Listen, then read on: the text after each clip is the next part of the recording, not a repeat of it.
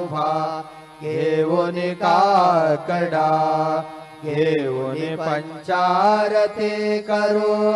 बाबांचे आरती उठा उठा हो बांधव ओवाळू हार माधव करुनिया श्रीरामना पाहू गंभीर हे ध्यान कृष्णनाथा दत्त साई जडो चित्त तुझे पायी काकड आरती करीतो साईनाथ देवा चिन्मय रूप दाखवे घेऊने बालक लघु सेवा काम क्रोध मद मत्सराटुने काकडा केला